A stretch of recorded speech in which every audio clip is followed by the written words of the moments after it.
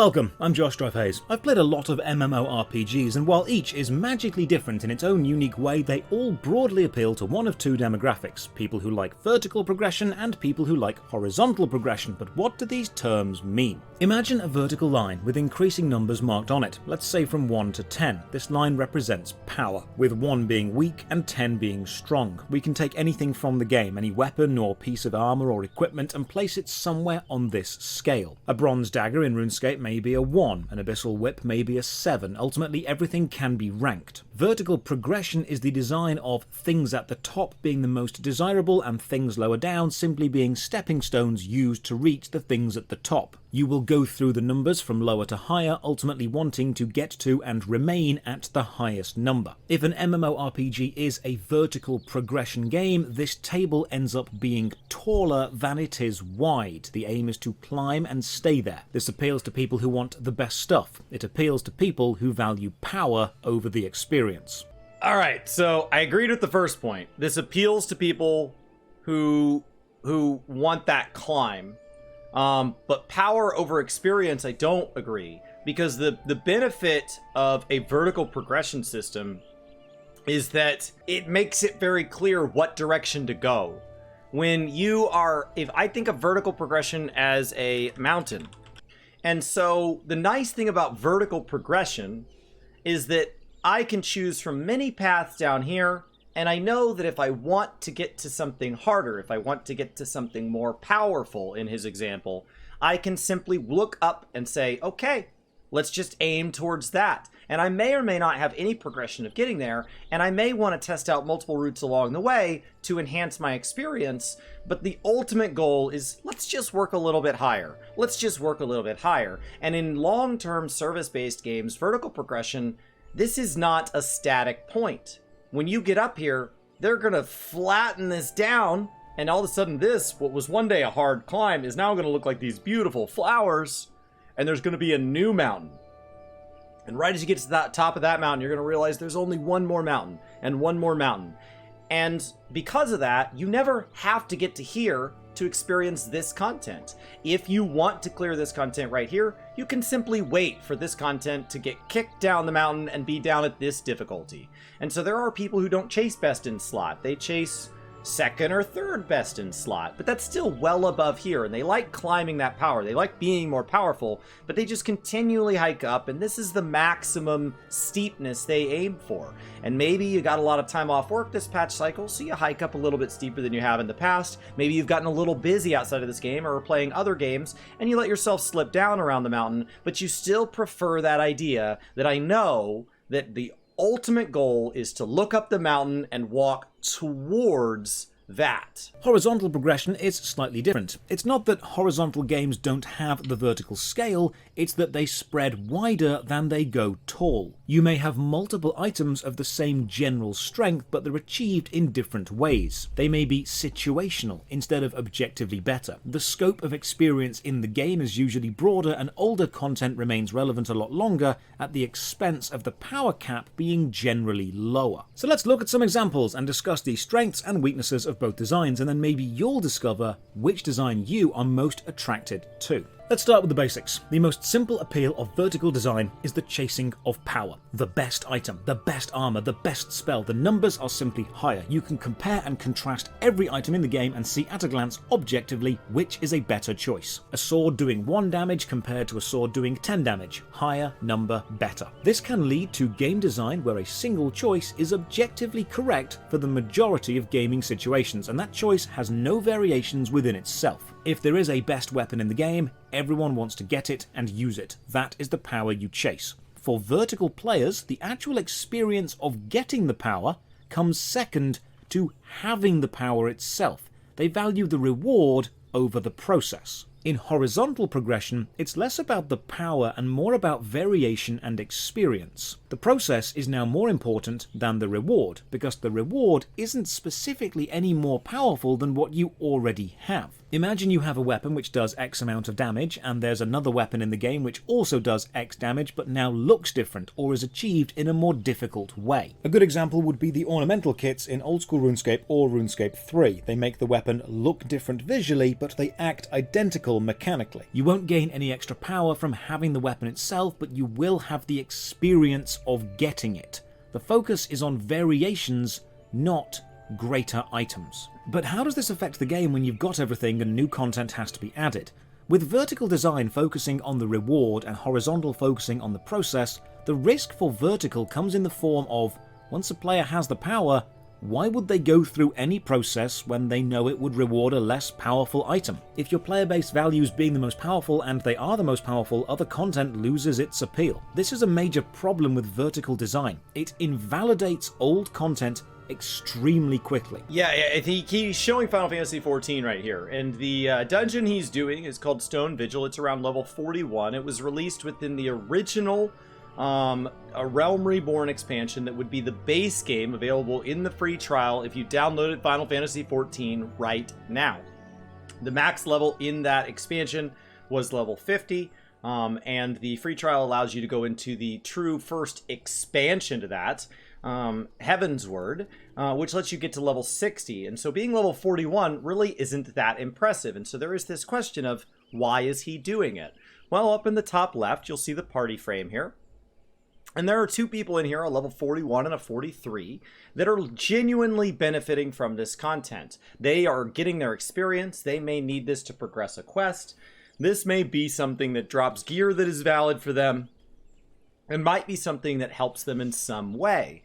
It also just may be them leveling an alternate class or job or profession or whatever a game wants to call it. And so maybe they've been through this on a tank, but now they're leveling it on a healer.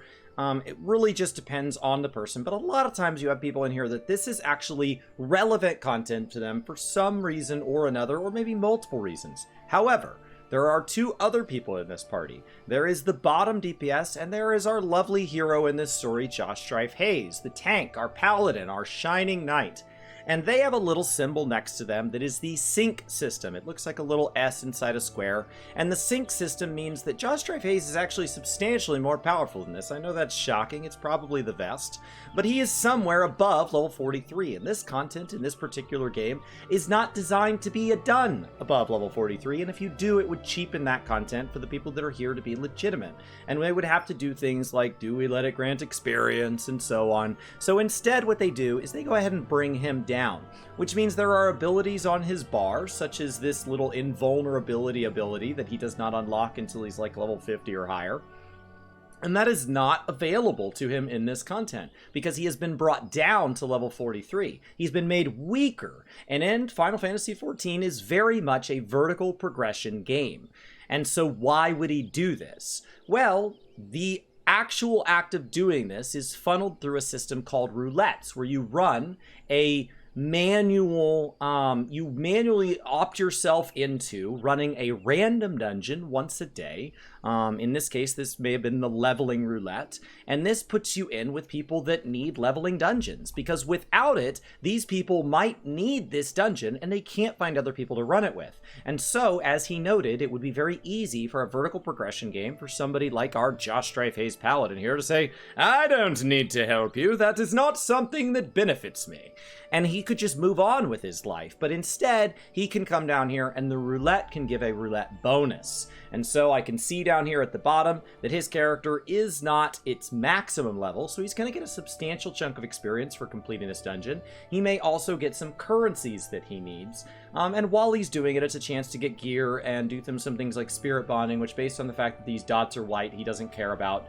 But he can just generally progress this and get to enjoy the content along the way while still feeling rewarded. But he may be here for the experience of it, but can still have progress on his overall vertical progression, even while playing with people that are at a lower point on the mountain. If a dungeon drops a weapon or armor set and then a new dungeon drops a better one, the old dungeon simply becomes a stepping stone to the higher one, but then forgotten about once the higher one is achieved. Vertical progression attracts players who want to climb up, and everything lower than where they are is seen as pointless. New content doesn't become more of the game, it sometimes becomes the only part of the game worth doing. Ironically, an expansion doesn't actually expand a game if it becomes the only part of the game worth focusing on. Now, horizontal design often links together older content with newer content because the focus isn't on outclassing but supporting. This isn't to say the rewards for new content aren't more powerful. They can be,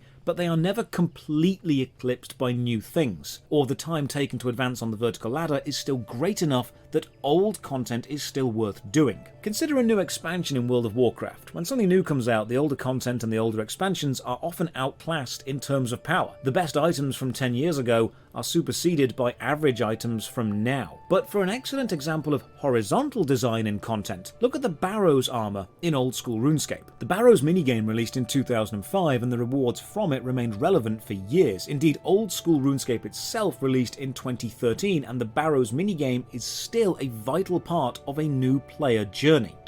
Guild Wars 2 is the horizontal experience I think of. I don't know RuneScape. It's something that drives me nuts when watching Josh videos, that he's so knowledgeable about a game and he's speaking so cleanly and clearly, and I have no idea what I'm looking at. So it is something I'd like to fix sometime, ideally in the next year. But honestly, like, horizontal runs the same risk. An expansion gets added and some item gets added. Let's take, for example, Heart of Thorns and Path of Fire add two things to the game that really drastically change the way you experience the open world. The Heart of Thorns adds a glider. It will come in handy all the time, and you will miss the times that you didn't have a glider. Once you unlock it, it's account wide, so you never go back unless you're somebody that for some reason has multiple accounts. But I can't imagine not having access to it, and when you're in an area that restricts its use, you do feel it. However, we also have Path of Fire, and these two get bundled a lot together, so it doesn't really matter, and because it's lateral, you could do them in whatever order you wanted, technically, and Path of Fire added mounts. Each mount has a unique personality in the way it moves through the world. There's a raptor that can jump far, there's a kangaroo that can jump high, and so on. But there is also a horizontal, these are all horizontal to each other, but what ends up happening is you end up in groups where now it becomes an expectation, depending on the activity, to have access to some of these upgrades. And so, because they never expire, there is no natural reset. He talks about in vertical progression, like a new expansion of World of Warcraft is launching November 28th of 2022, and when Dragonflight launches, for a new player that just hops in today during pre-patch, they would be able to kind of get caught up fairly easy. There's a huge experience boost going on right now. And once they were caught up in 8 or 10 hours, they could join us on day one and they would be exactly where the rest of us are. No expectations. In Guild Wars, however, once you are max level, it is kind of reasonably expected to do various community events, not everything in the game, but various community events, that you would have some level of access to the mastery system, which is where your experience goes after level 80, or something like these mounts or gliders. And if you don't, somebody else is going to have to help you along because there's this expectation you would have those.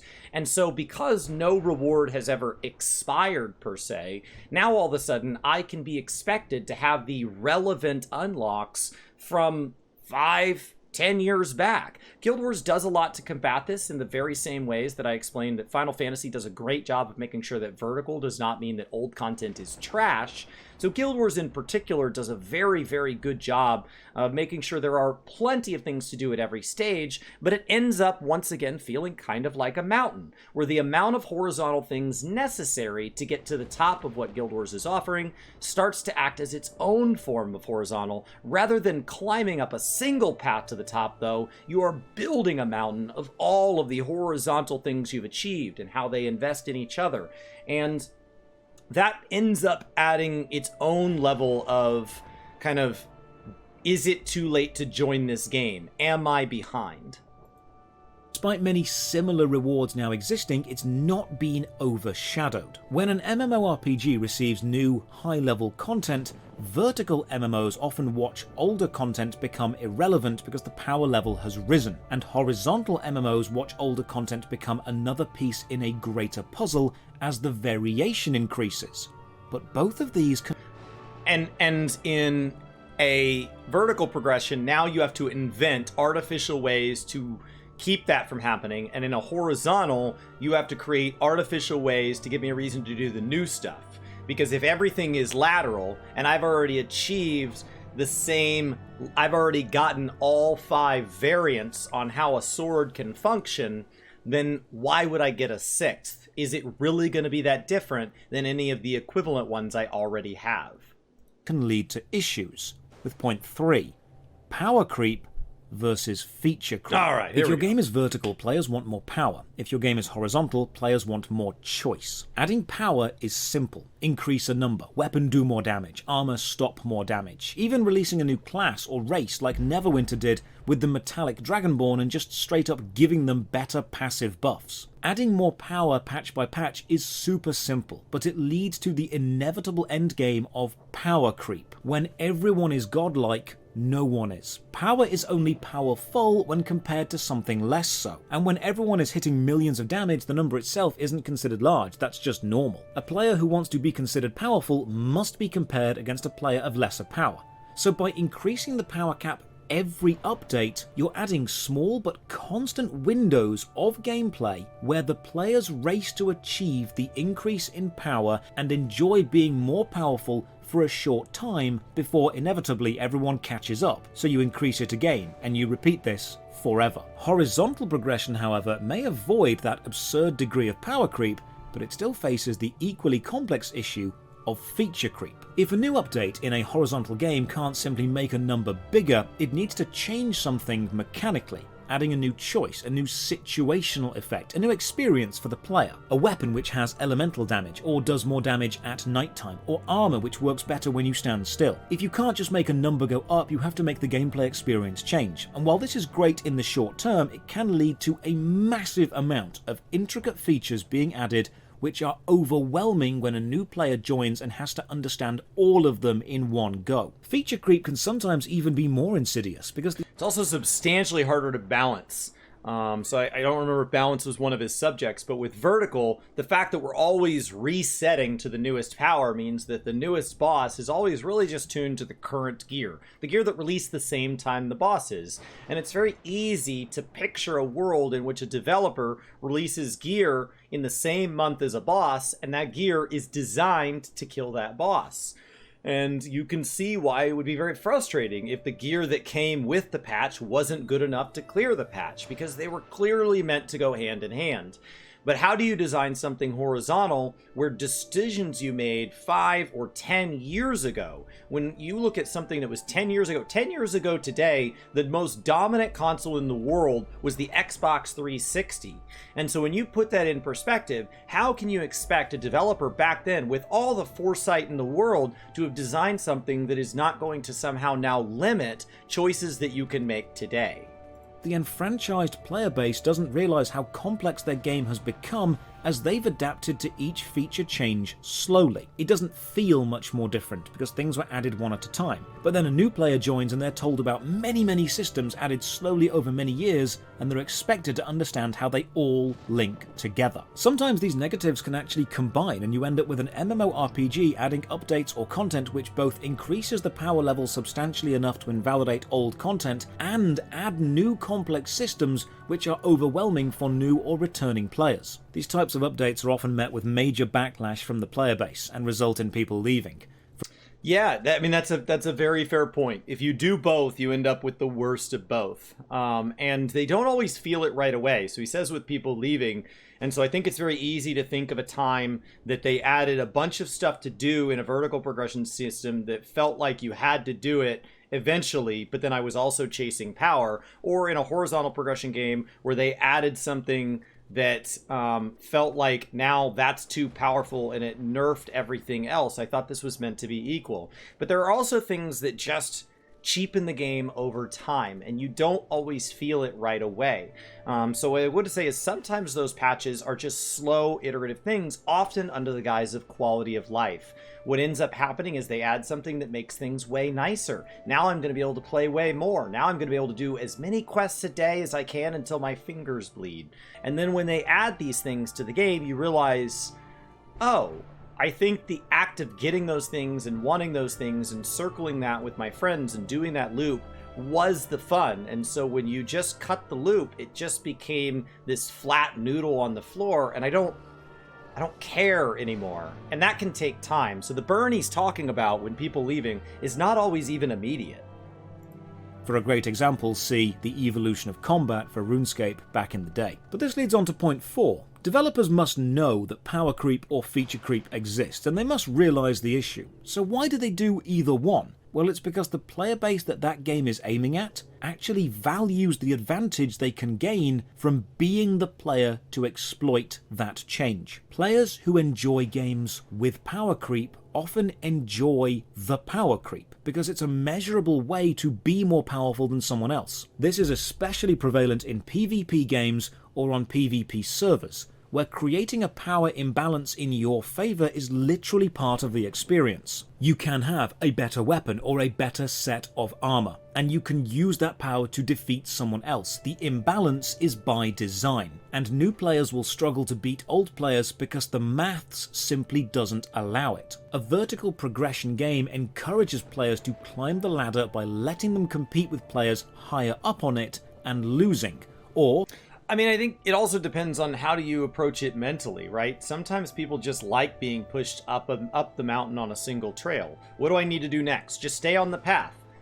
Really? Yeah. Just keep staying on the path. As opposed to other people, what's relaxing for them is meandering through these systems. So I think he's taking the fact that there is this extrinsic reward that is very clearly a dominant visual factor when you try to picture this system, and is assuming therefore that there aren't other aspects of it that just are these side benefits of these systems.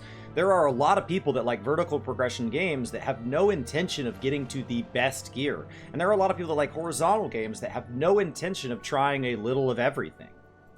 or compete with players lower down and winning. That's the revenge. This may be in direct PvP or by playing with more powerful players, seeing them and thinking, I want to be that. If power creep is designed to encourage that competitive mentality by making power so easy to measure, what does horizontal progression do? Well, if it's PvP, it often focuses on the balancing of the experience, balancing the playing field. Now, regardless of the sponsorship, I would have still used Guild Wars 2 for this example. Having the missed PvP arena which levels everyone to max, gives everyone equal equipment and lets you compete in a fair fight. But there are issues with this too. You're directly removing one of the core aspects of the RPG. The progress, and now you're competing on the PvP scene against larger, more established games who specialize entirely in PvP. Ultimately, both of these approaches. So what they had to do was they had to go in and add a new reward system. So yes, some of that is a cosmetic for people that like that kind of like fashion is the end game. Yes, you're getting gold and gear that you can use in other modes.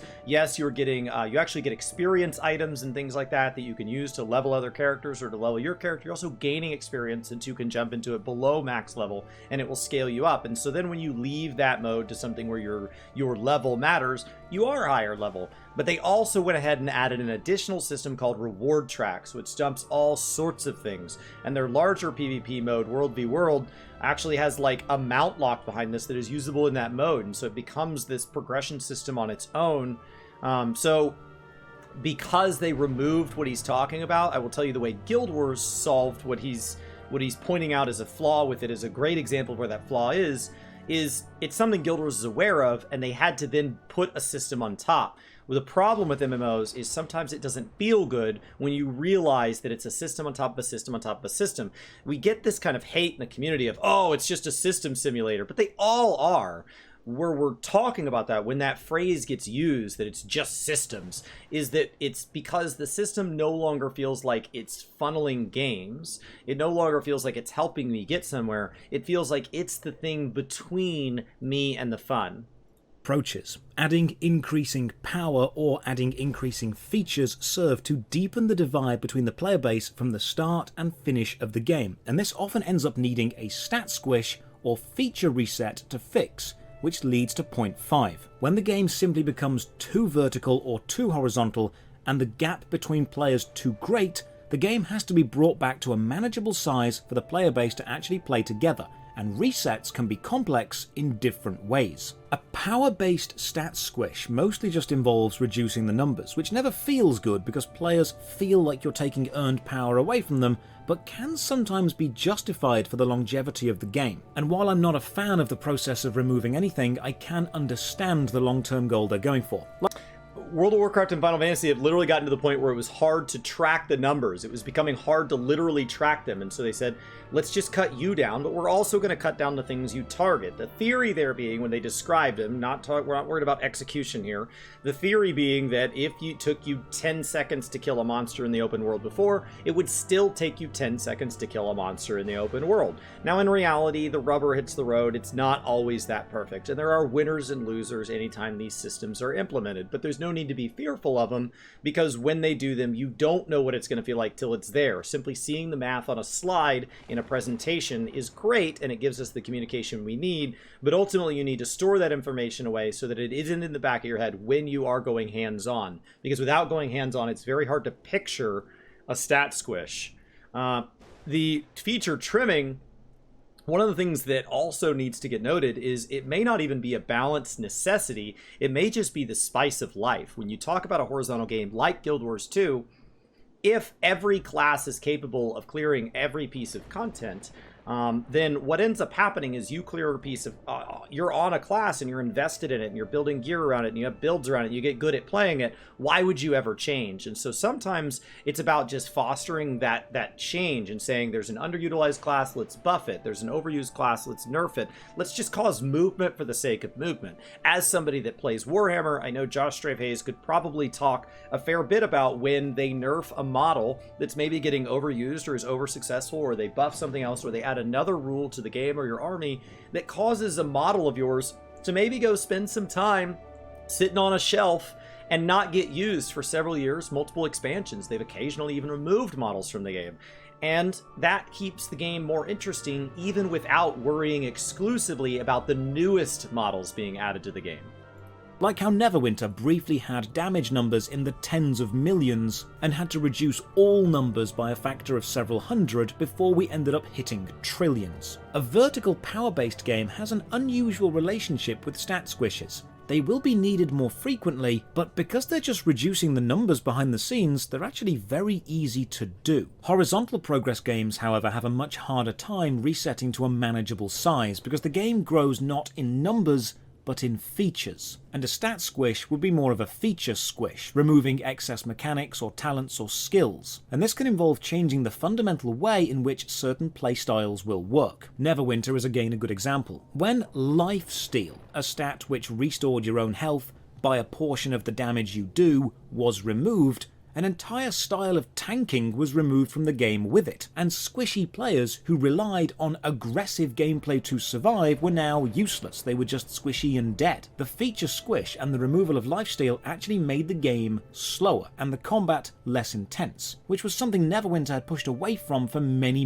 years. Resetting vertical power creep feels bad, but is relatively simple. Resetting horizontal feature creep is much more challenging because features are tied to the moment-to-moment gameplay. But let's imagine a major reset does happen and you decide to take a break from the game, because no one likes to lose high numbers or skills they've come to enjoy. This brings up point 6. Taking a break and returning feels very different for both types of design. We've all had that horrible feeling of returning to an RPG after a long time thinking, what the hell was I even doing? I once returned to Chrono Trigger after a few months away, and after staring at the screen for a minute I decided to just restart the whole game. Returning to an MMO is a daunting task, and the vertical-horizontal divide heavily changes that experience. Returning to a vertical game feels like starting again anyway. Your items and equipment are often useless and outclassed, and the content you knew is not being run anymore. The player base have all moved on to the latest area, so you're left fighting back up the ladder, doing content no one else is doing because it's just a step you need, but they are past it. Vertical games are often called treadmill games. If you stop running, you fall off, and then you need to catch up. Your friends and guild will shoot off ahead. But there is one good side to this, a silver. What I will tell you is that you can adjust the speed of that treadmill. If you do not need to be at the constant top of the mountain, you can only jog up the mountain and you can stay here, patch after patch after patch. And if you want to walk up the mountain, you can absolutely, as long as you're okay living down in this meadow, you can set your treadmill to walking speed. And you can adjust your treadmill up or down at any time. And if you get off your treadmill, that's okay. Remember all the exclusive loot that was up here? It's going to slide down the mountain until it lives in this meadow. And so you can absolutely adjust. It's very, very easy to hop back in. And as long as you hop back in at the beginning of a patch cycle, it's a lot like a season in something like Path of Exiles or Diablo, where, yes, you're behind, but so is everybody else. And so maybe they're a little more behind you, but it doesn't really matter. And so I will say the nice thing about returning to a vertical MMO is that I know exactly what to do, right? I shake myself off, I dust myself off, I realize that my item level is worthless, the amount of gold is worthless and all that, but I got there once, I can get there again. I identify where the top of the mountain is, and I start walking. And as I get higher up the mountain, it takes more effort to get higher and higher, and if I get to the effort where it is no longer fun to put more effort into climb, then I learn to just live there and wait for this stuff to slide down to me with the next patch cycle. And so it's very, very, very easy to get back into a vertical progression game. Final Fantasy XIV, for example, step 1, do your MSQ. Step 2, get up to the gear level to get into whatever the current raid, trial, or alliance raid is. Step 3, decide how far you want to go this patch cycle. You're caught up. You're good. World of Warcraft is a little more complicated because they have more systems funneling into their loot, but ultimately it's the exact same thing. Get caught up with the quests that unlock the current zone, unlock the base mechanics of those zone, and then define how far into the material, as now that you're at the actual mountain climbing portion of the journey, do you really want to go.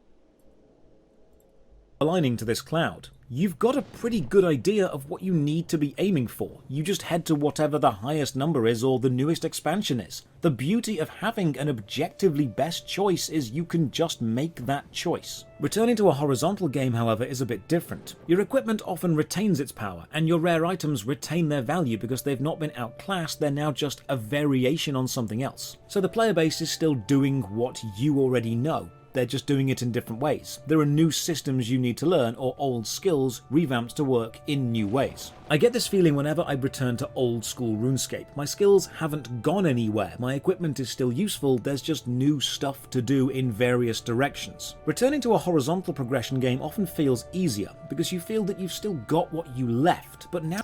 It's really interesting to hear the tone in his voice, and that it sounds like he prefers horizontal. There's a fondness in his voice, and there's always a fondness when he talks about RuneScape, so it's interesting to see which one he identifies with more, and I think at different times in your life you may identify more with one versus the other. You may have always stayed on Team Horizontal or Team Vertical. You may jump back and forth. I really like them in what they complement each other. I like points of comparison, and I think they're two interesting ways to solve a problem on how to manage a game. And yet I tend to lean a little bit towards vertical. Now with Guild Wars, what's interesting about returning to that one is that you don't have to worry about where you were on the mountain, because there is no mountain. There's just a bunch of smaller mountains and they're all equal. The downside of returning to Guild Wars is that you may have had 5 or 6 projects that you were working on to slowly broaden your horizons. You don't know what those are. And as you look out on the horizon, you say, okay, there used to be 5 little mini mountains, and I had done 2 of them, and I was going to come back and do the other 3. But in the time that I was gone, they added 10 more. And now I can't even find the 3 I was working on, and do I want to do those new ones? I don't know how any of this works.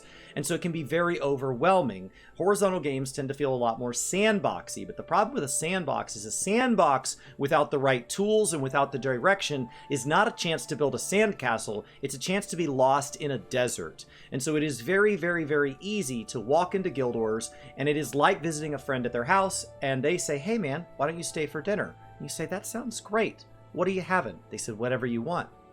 Okay, well what's available? And they say, whatever you want. And you're like, well, what were you going to eat if I wasn't here? Whatever you want. Well, what would you like? What's something that's open in the area? Whatever you want. And that's not helpful. And so these horizontal games, because they don't have any direction to them, it becomes this infuriating thing if you've ever tried to go out to dinner with more than, say, 5 people, where there's just no decision being made, as opposed to vertical is very much a fixed price menu. These are your 3 choices. If you get a little higher up the mountain, there's 1 remaining choice.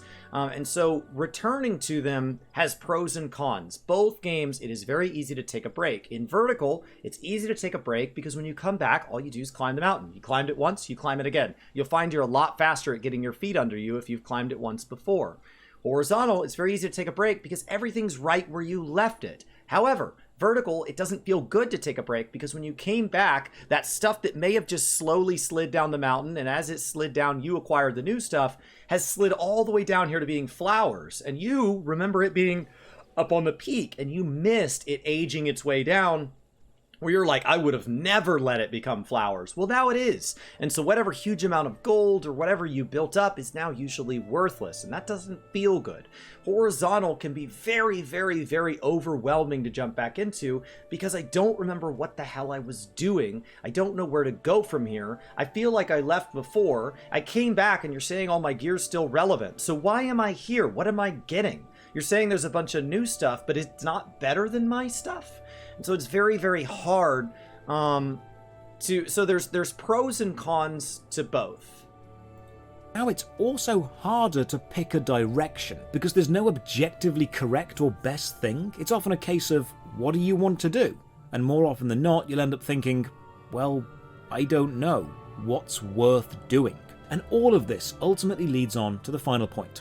Vertical progression is focused on the satisfaction of the reward over the process. It values becoming powerful in a way others can